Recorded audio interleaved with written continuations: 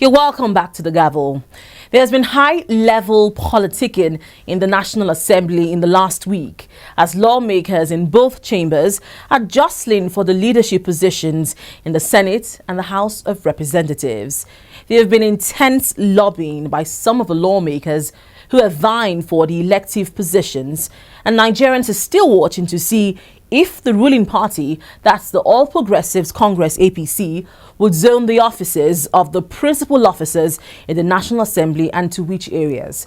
Well, we have a chat with a civil rights activist who's also involved in legislative advocacy, Mr. George Oji, to get a sense of what is happening behind the scenes. Each time we have a new legislative session,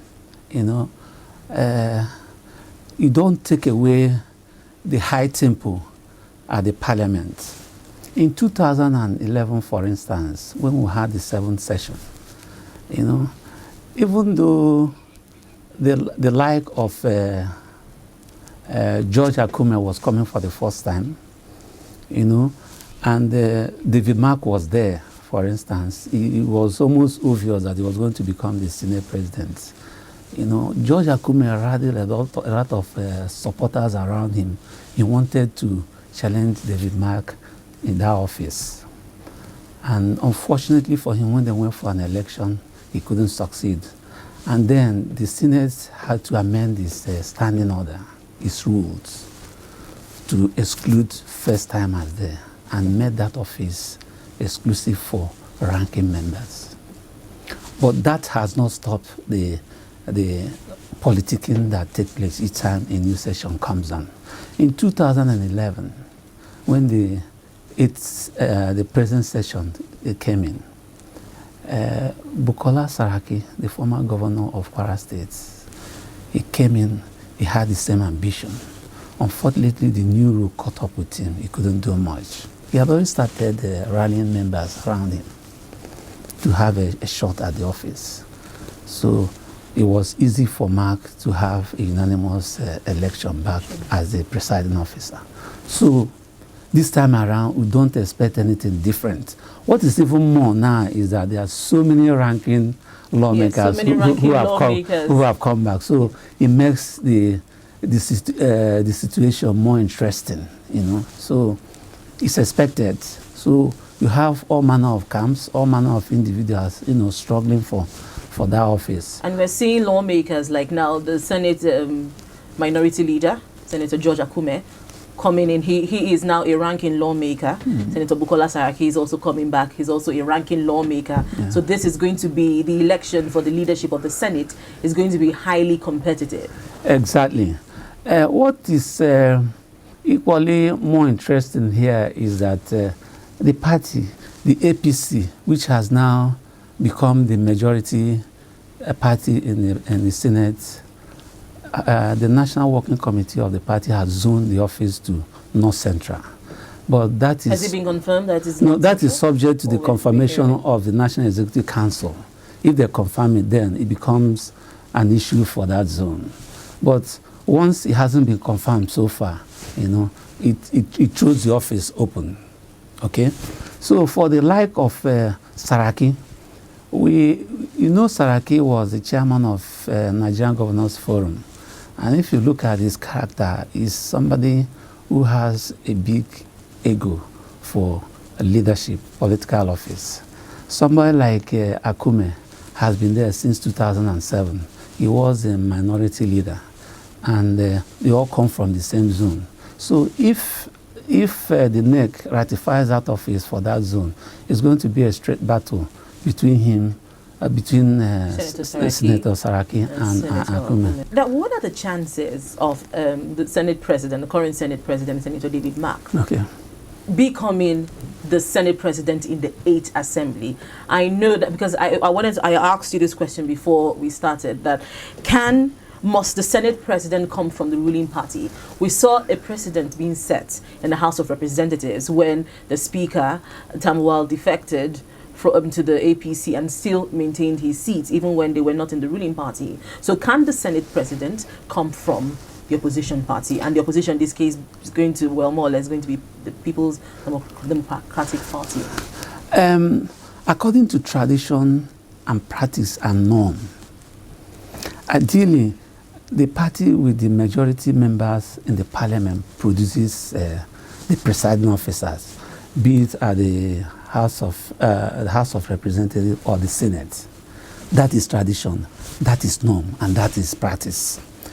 In advanced jurisdictions like the United States of America, it's enshrined in the Constitution who the presiding officers are. In the case of the US, for instance, the the Senate President must be the Vice President. It doesn't matter the party you are in. In the case of the House of Representatives, it's the party with the majority members that will become the Speaker of the House. That is why even when the Democrats lost majority in the Senate, the Vice President still remains the Senate President. But in the case of Nigeria, there is no written status about it. What that means is that if the majority party fails to put its ass together, then the minority can cash in on that to the advantage. And in the present case, we are talking of a 60-49 ratio membership. APC has 60 senators, PDP has 49. The difference isn't much. If APC doesn't put its ass together and get a single candidate, then, I mean, the chances are open for David Mark. And you know, if he gets the block vote of PDP plus some members from the APC, it's a done deal for him. From what we've seen so far, there is a high turnover of lawmakers. Yeah. Many lawmakers are not coming back into the 8th Assembly. Is this good for democracy? Is this good for our country's democracy? Well, I mean, the answer is very obvious. For me, what is important is to examine the reasons why you are having this high turnover. And there's no gainsaying the fact that it's not good for democracy. You know, this is because you need a lot of experience, because the parliament plays a very important role in checking the activities of the executive. And if you don't have people who have the experience, especially to work at the committee level, it will become difficult. It is not good, it's not healthy for our democracy. And what gives rise to this is the overbearing attitude of governors and political leaders who decide who come to the parliament and who does not come there. And like some of these governors who want to come there, the first thing they do is to make sure that they able out ranking members so that when they come there, they become the lords. That is not good enough for us. If you look at the statistics from 1999 till date, this year we are having 30% of returning lawmakers. It's not too good.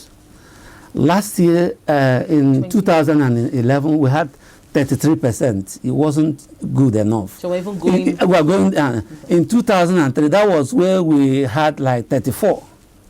2007, okay? So it is not good for this democracy. It's not good for the parliament. We are losing people with institutional memory at the parliament. At each successive assembly, there seems to be more and more governors coming into the National Assembly. This trend, would you say it's good for democracy, or is it worrisome? Yes, my group, Friends in the Gap, we carried out a research and noticed what we describe as a dangerous trend. We called it invasion of Senate ex-governors into the Senate. We found out that in 2007, there were 6 ex-governors who came to the Senate. In 2011, the number had increased to 11. And as we are talking, in 2007, the number had jumped to 16, with Plateau contributing to ex-governors and Kwara contributing to ex-governors. Unfortunately, they see they are coming into Senate as a retirement place, which is wrong. They come there to continue to remain politically relevant, which is wrong. They come there to run away from prosecution, because we notice that most of the governors who perpetrated bad governance at their states tend to come to the Senate, to come there to seek a protection for prosecution. That is not good. Look at the four front runners for the position of the president of the Senate today. They are all ex-governors. Okay? Before you know it, we have a replay of the NGF in the Senate, where the ex-governors will come and call all the shots, determine who becomes all the principal officers. That is not good for this system. What should be the role of the political parties in this? Look, the governors, the kind of political system we run, the governors call the shots even at the party level. That is why it becomes difficult for parties to check this trend. The only meaningful way you can check this trend is through, sensitization, advocacy on the electorates to know the danger inherent in this. If you leave it to the parties, they won't. Can the party, for instance, stop somebody like Jostle from coming here? Can the party have stopped somebody like Gavel from coming here? If not by providence that the people stopped somebody like Suswan. Imagine the combination of Godwill Akpabio and Suswan and Udwara, and Martin Selechi, ex-governors, into this place. You know what will happen here? We never have time for the lawmakers to carry out any legislative activities. That is the danger in it. They come here to play politics. We don't need them. Okay? Okay, now finally, what should be the 8th Assembly? The 7th Assembly is already winding down. We're in the last days of the 7th Assembly. The 8th Assembly will soon come on board. What should be the key issues that federal lawmakers, both in the Senate and the House of Representatives, what should they be looking at as a matter of priority in the 8th Assembly? This time around, we are having a new president. A president who, incidentally, is coming from All Progressive Congress, General Buhari. The man was elected because of his anti-corruption mantra and his assurance, his promises to fight insurgency. The man has told us that he's going to ensure good governance. He's going to prune down cost of governance. I expect the parliament, luckily for him, his party is in the majority, both in the House of Rep and the Senate. The lawmakers must key into this particularly anti-corruption mantra of the president. And what does that mean? It means that all the laws that has to enable the president, carry out these anti-corruption activities has to be supported by the parliament. I hope the president understands that this is a different kettle of fish. This is democracy. This is not military.